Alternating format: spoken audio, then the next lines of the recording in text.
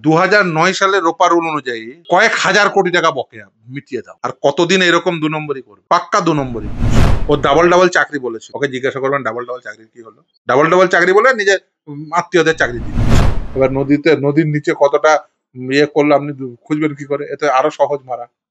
নতুন পথ পথ দেখুন, এদের নতুন প্রকল্প মানে নতুন কি করে মেরে খাওয়ার পথ। ধরুন কি হয়েছে, নদীতে ধরুন বালি জমা পড়েছে, বালি জমে গেছে, বলবে ড্রেজিং করেছে। আপনি আর কি করে প্রমাণ করবেন ড্রেজিং করেছে কি করেনি?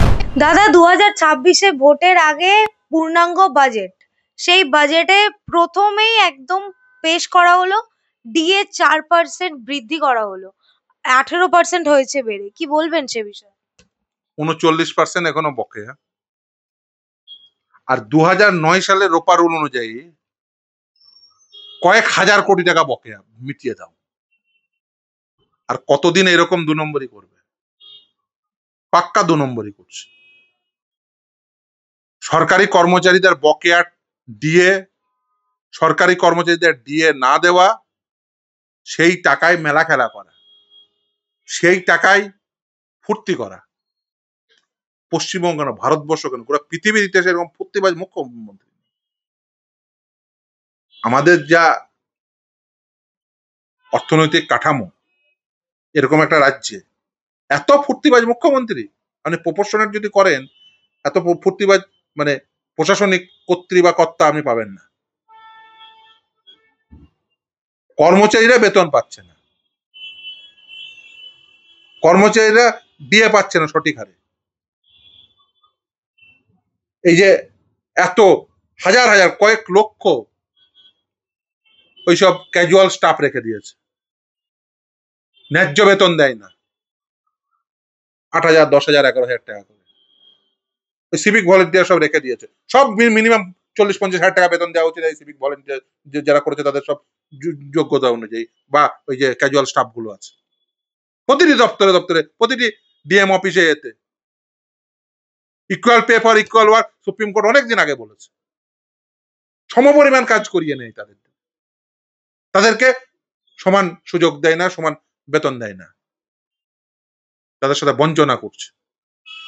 তারা তাদের শ্রম, তাদের সময় সব এই সরকারকে দিচ্ছে। আর তার পরিবর্তে তারা কি পাচ্ছে? তারা কিচ্ছু পাচ্ছে না। তাদেরকে ওই 8,000, 10,000, 12,000, 14,000 টাকা দিয়ে বাকি টাকা ভর্তি করছে। কেন দেবে না? Equal pay for equal work principal কেন মেনে নেবে না? সুপ্রিম কোর্ট অনেকদিন আগে বলেছে। আর তুমি সেসব কিচ্ছু দেবে না।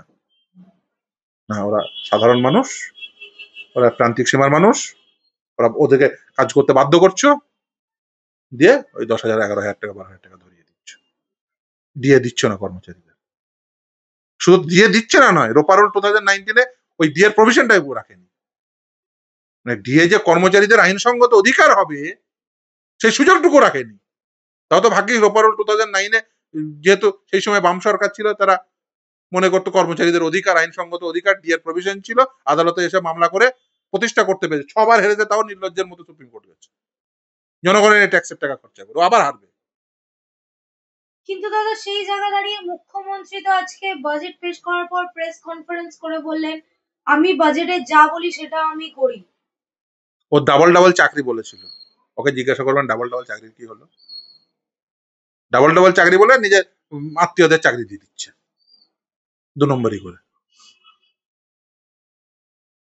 ফলে ও যা বলে তা করে না, তার প্রমাণ একাধিক রয়েছে। আর ও বেসিক্যালি দেখুন, বললাম তো, সাধারণভাবে যে কোনো এই ধরনের সাংবিধানিক পদে, প্রশাসনিক পদে যারা থাকে, তাদের কোনো কথা বললে বলতে হয় যে অসত্য ভাষণ করছেন, এটাই স্বাভাবিক সৌজন্যতা। কিন্তু ভদ্রমহিলা মিথ্যা কথা বলেন, মিথ্যাচার। She is a pathological liar. কিন্তু দাদা সেই জায়গা দাঁড়িয়ে তিনি প্রেস কনফারেন্সে এটাও বললেন যে যা কর আসে সেটা কেন্দ্র সরকার নিয়ে নেয়। তোমার রাজ্যটা চলছে কি করে? তার নিজের টাকায় নাকি চলছে, রাজ্যের টাকায়। মানে মমতা ব্যানার্জি ইনকাম করে? কোথা থেকে ইনকাম করে আমি সেটা তো জানতে চাইছি। দেখুন, বলতে পারেন হ্যাঁ একটা অংশ নিয়ে যায়, বেশিটাই নাকি নিয়ে যায় তিনি দাবি করলেন। সেই নিয়ে যাওয়াটা নিয়ে আপনি একটা কেন 1000টা কথা বলতে পারেন, কিন্তু আপনি যে অংশটা পান সেই অংশ থেকে কতটা অংশ জনগণকে দেন আর কতটা অংশ দুর্নীতি করে পকেটে ভরার বন্দোবস্ত করেন। এই যে ধরুন বিভিন্ন প্রকল্পের মাধ্যম দিয়ে, এ তো বেসিক্যালি কি হয় এ রাজ্যে, জনগণ ট্যাক্স দিচ্ছে, ট্যাক্সের একটা অংশ কেন্দ্রের হাতে যাচ্ছে, একটা অংশ রাজ্যের হাতে আসছে, উনি যা বলছেন এই পর্যন্ত ঠিক। তারপরে রাজ্যের হাতে যে অংশটা আসছে সেই অংশ থেকে কতটা অংশ ঘুরপথে পকেটে ঢুকছে সেটা সেই হিসাবটা দেন, সেটাও বলতে পারতেন প্রেস কনফারেন্স করে, যে ঘুরপথে আমরা এত টাকা পকেটে ঢুকিয়ে নিই। আসলে দোকান কাটা, ফলে যা ইচ্ছা তাই বলুন। কিন্তু দাদা এই বাজেটে আমরা যেমনটা দেখতে পেলাম আজকে তিনি একাধিক প্রকল্পে অনেক অনেক টাকা বরাদ্দ করলেন। দেখুন মুখে বলতে তো কোনো অসুবিধা নেই, প্রথম কথা। দ্বিতীয় কথা হচ্ছে, যদি প্রকল্পগুলোতে টাকা বরাদ্দ হয় বা হচ্ছে, এবার তারপরে তো হিসাবটা রাখতে হবে যে কত টাকা আদৌ জনগণ পাচ্ছে আর কত টাকা ঘুরপথে পকেটে ঢুকছে। কিন্তু তিনি এই বাজেটে একটি নতুন প্রকল্পের কথা বলেছেন, নদী বন্দর 200 কোটি টাকা বরাদ্দ করেছে। হয়তো এবার নদীর নিচে কতটা ইয়ে করলে আপনি খুঁজবেন কি করে? এতে আরো সহজ মারা নতুন পথ পথ দেখুন, এদের নতুন প্রকল্প মানে নতুন কি করে মেরে খাওয়ার পথ। ধরুন কি হয়েছে, নদীতে ধরুন